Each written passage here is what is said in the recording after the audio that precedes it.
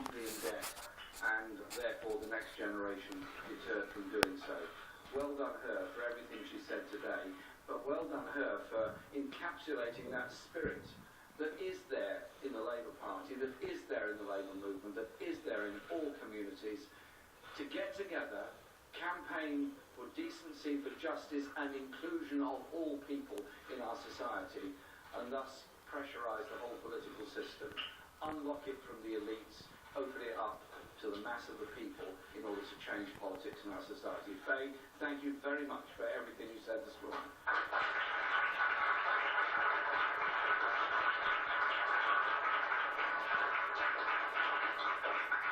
This morning, the purpose of our event is to set out the 10 important points that we're putting forward in our leadership campaign.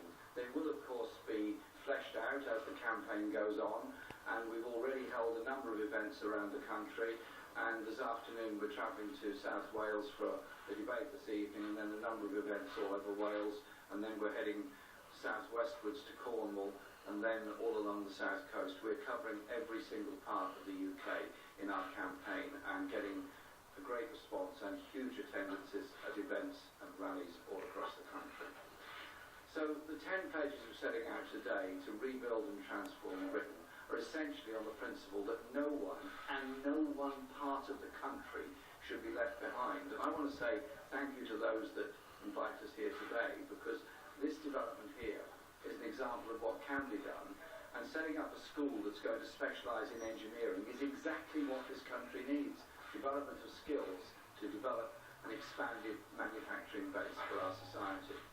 So our first principle is that prosperity that a few enjoy is not shared by the many.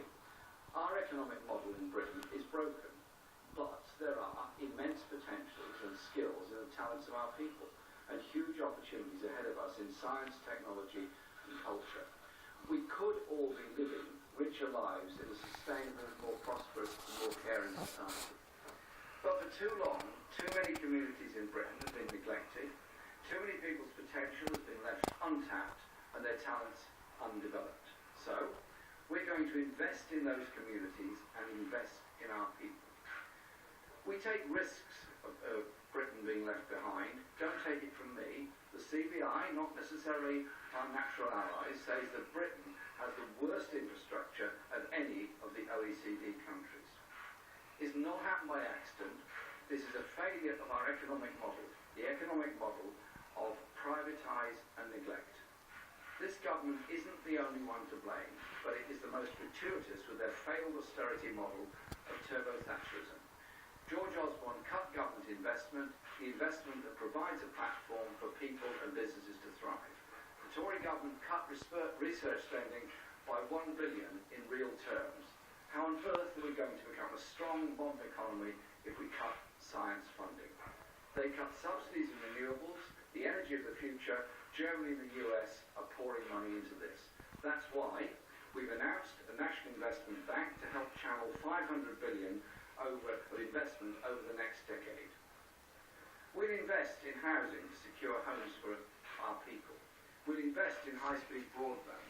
Businesses need and stop languishing behind even Bulgaria and Romania. We'll invest in renewable energy to transition to a low-carbon economy, which will actually provide energy for all of us in a more environmentally sustainable way.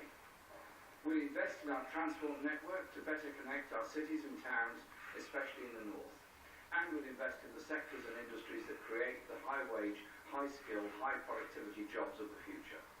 Britain has got to catch up, or we will all be left behind. The neglect of our country must end. We need a Labour government that rebuilds and transforms Britain.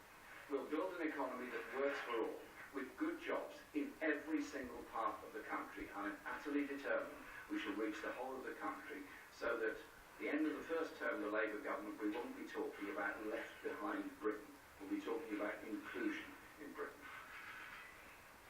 Too many people in Britain today don't have a secure home.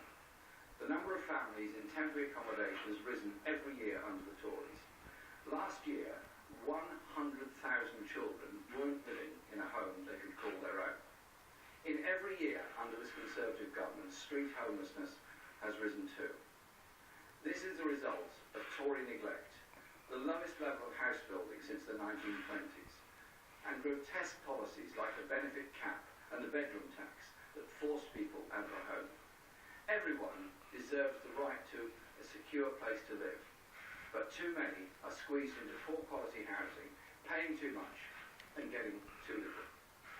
Too many private tenants live at the mercy of an unforgiving property market where a few unscrupulous landlords have free rein, and too many people, young people, have no real prospect of ever owning their own home.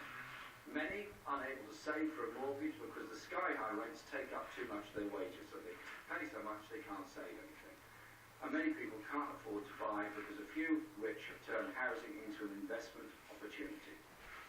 The Tories think £250,000 is affordable for a starter home, £450,000 in London. They live in a different world, out of touch with the reality of life for millions of people in Britain. We will build at least 1 million decent, secure homes in our first term in office. We'll build at least 500,000 council houses so that a new generation can enjoy the security and tenure that affordable rents that of previous generations. They're the ones who benefited from council tenancies. We want the rest to be able to do so. For private renters, we will legislate to introduce rent controls implemented by local authorities and bring back security of tenure.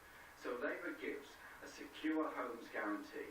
And because we believe in joining up government, we'll use the National Investment Bank to give discounted loans for zero carbon homes and to increase regulation to encourage low carbon homes. The housing crisis is very, very serious in this country. And it's something sad and a lesson that all should learn. If you stand outside most of our parks at night, as the parks are being locked up by the park keepers, the people that are going in are the homeless looking for a bench to sleep on for the night. Is that right? Is it necessary?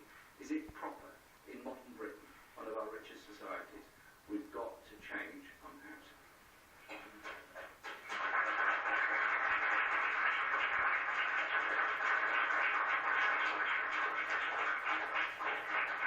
For millions of people, there's no longer a source of stability, but a source of anxiety. For 6 million people, there will be less